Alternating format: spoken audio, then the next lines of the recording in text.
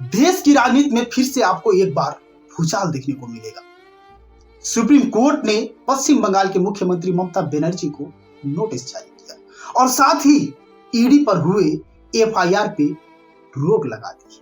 अब सवाल यह है कि क्या यह सिर्फ कानून का मामला है या फिर केंद्र और राज्य के बीच एक नई सियासी जंग का शुरुआत। नमस्कार, उत्तम कुमार नाम है हमारा और आप देख रहे हैं जीरो टू अब जानकारी। दरअसल यह पूरा मामला जुड़ा है कोलकाता स्थित आईपैक यानी इंडियन पॉलिटिकल कमेटी के कार्यालय से, जब वहां पे ईडी का रेड हुआ।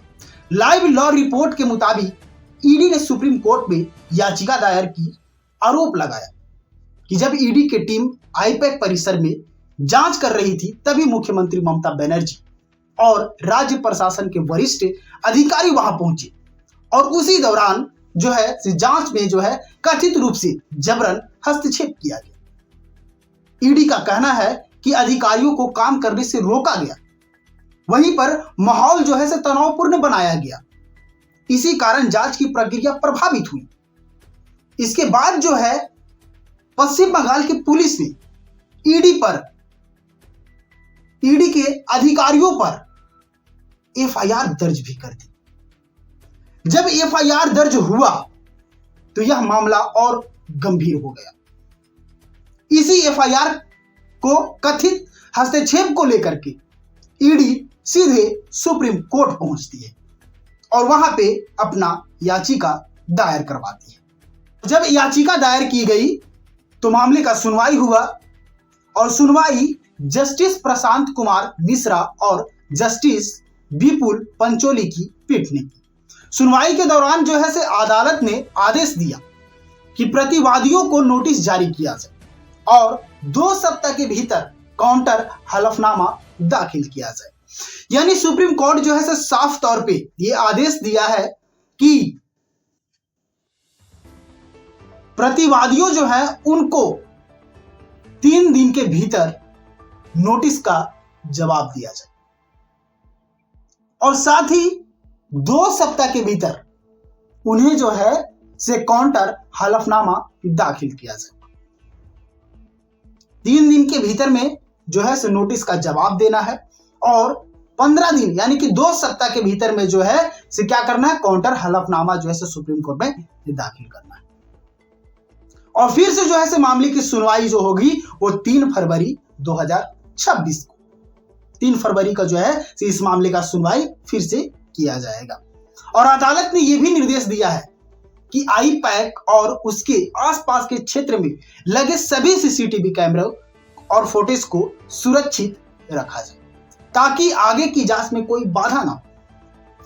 वो आसपास के आईपैक परिसर में जितने भी सीसीटीवी कैमरे लगे हैं और जितने भी वहां के आसपास के क्षेत्र हैं उस सीसीटीवी फुटेज को सुरक्षित रखा जाए ताकि आगे की सुनवाई 3 फरवरी की सुनवाई होने वाली उसमें कोई बाधा उत्पन्न ना हो।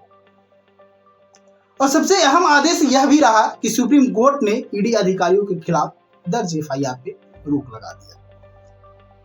जो पश्चिम बंगाल के अधिकारियों के द्वारा ईडी पर एफआईआर दर्ज किए गए थे, उस एफआईआर पे क्या सुप्रीम कोर्ट ने आदेश दे दिया कि ईडी पे एफआईआर दर्ज किए गए हैं उस पे उसने रोक लगा दी। यानी कि कहने का मतलब कि फिलहाल है ईडी के किसी भी अधिकारी पर कोई दंडात्मक वो कार्रवाई नहीं की जा सकी। अब यह मामला केवल कानूनी नहीं रहा बल्कि राजनीतिक दृष्टि से भी बेहद संवेदनशील हो गई।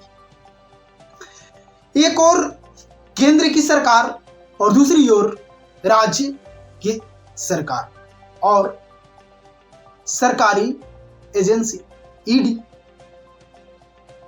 तो वहीं दूसरी ओर क्या कहता है कि सतत राज्य सरकार भी यहां पे खड़ी हुई है।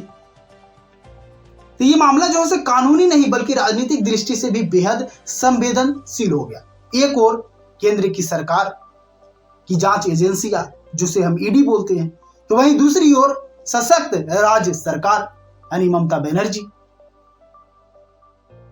तो ये एक तरह से कहा जा सकता है। अब विपक्ष का कहना भी है, विपक्ष कह रहा है यह संवैधानिक संस्थाओं के कार्य में हस्तक्षेप का मामला है। हालांकि कांग्रेस इसे जो है वो राजनीतिक प्रतिशोध की कार्रवाई बता सकती है। अब सवाल यह है कि क्या किसी मुख्यमंत्री का किसी जांच एजेंसी की कार्रवाई में हस्तक्षेप करना कानून के दायरे में आता है, या फिर जांच एजेंसी अपनी सीमाओं से आगे बढ़ रही है?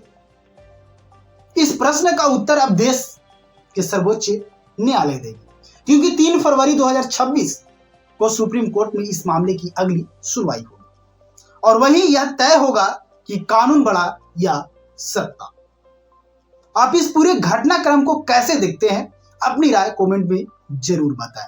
अगर वीडियो पसंद आया हो तो लाइक, शेयर एंड सब्सक्राइब जरूर करें। फिर मिलते हैं अगली बड़ी खबर के साथ में, तब तक देखते रहिए जीरो टू अब जानकारी। जय